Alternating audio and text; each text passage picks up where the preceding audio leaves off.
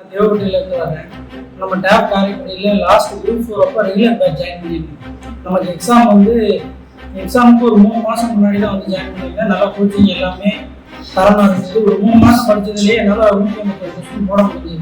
அந்த 151 கொஸ்டின் 3 மாதத்தில் எடுத்தனால தான் அந்த ஒரு நம்பிக்கை தான் எனக்கு வந்து தொடர்ந்து படிக்கணும் அப்படிங்கிற ஒரு உண்மையாக இருந்தது. அதுக்கப்புறம் தொடர்ந்து நம்ம அகாடமியில் நடந்த எல்லா டெஸ்ட் பேட்ச்லையுமே நான் ஜாயின் பண்ணியிருக்கேன். தொடர்ந்து டெஸ்ட் போட்டு வந்துருக்கேன்.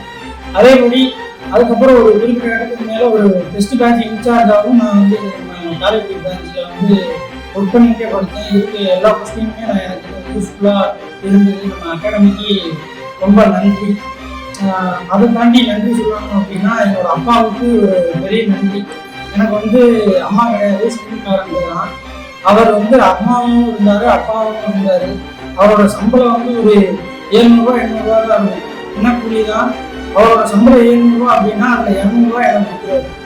200 சமைக்க முடியாது, ஒரு நேரம் சுகர் பேஷண்ட் சமைக்க முடியாது, எவ்வளோ இருந்தாலும் என்னது அவர் சம்பளத்தில் 3ல் 1 பங்கு எனக்கு பயணம் கொடுத்து அனுப்பிடுவார். பஸ்ஸில் போனால் என்னது அலைச்சலாக இருக்கா, வண்டியில் போ என்னது வேற சமைக்கலைன்னா எனக்கு சமைக்கலைன்னா சாப்பிட்றது அவரோட சம்பளத்தில் ஒரு பகுதியே எனக்கு ஒதுக்கிடுவார். அவருக்கு வந்து எனக்கு நன்றி சொன்னால் அது வந்து எனக்கு அடங்காது. அதுக்கடுத்துதான் நன்றி சொல்லணும் அப்படின்னா என்னோட ஃப்ரெண்ட்ஸ் வந்து இங்கே நம்ம அகாடமியில் சொல்லணும்னா நாங்கள் ஒரு 3 பேர் படிப்போம். 3 பேர் சந்துரு, அருண் அப்படின்னு சொல்லிட்டு நான் ஒரு 3 பேர் தான் எப்பயும் உட்காந்துருக்கோம். 3 பேர் தான் எப்பயும் உட்காந்துருக்கோம்.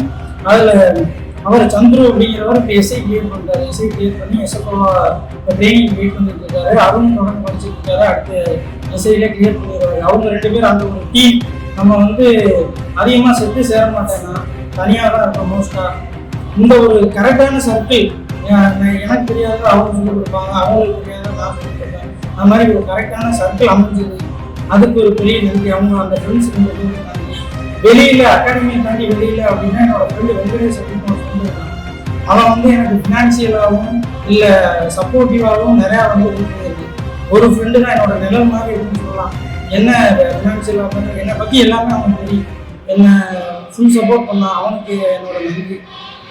நம்ம அகாடமிக்கு பெரியசாமி நம்ம இங்கே டெஸ்டிங் சார்ஜ் அப்படிங்கிற ஒரு போஸ்ட் போடும்போது அதுக்கு வந்து என்ன கேட்டு எனக்கு வந்து டெஸ்டிங் சார்ஜ் அவர் உட்கார வச்சது தான் வந்து என்னோட சொல்லக்கூடிய ஒரு 180 கொஸ்டின் போட்டிருக்கேன் அப்படின்னா அதுக்கு பெரியசாமி சார் ஒரு முக்கியமான காரணம். அந்த இவ்வளோ டெஸ்ட் போட்டதுனால தான் அதோட கண்டிப்பாக தான் இந்த மாற்றம். அவருக்கு நன்றி. நம்ம அகாடமி ஆலோசனை சார் அவர்களுக்கும் ரொம்ப நன்றி.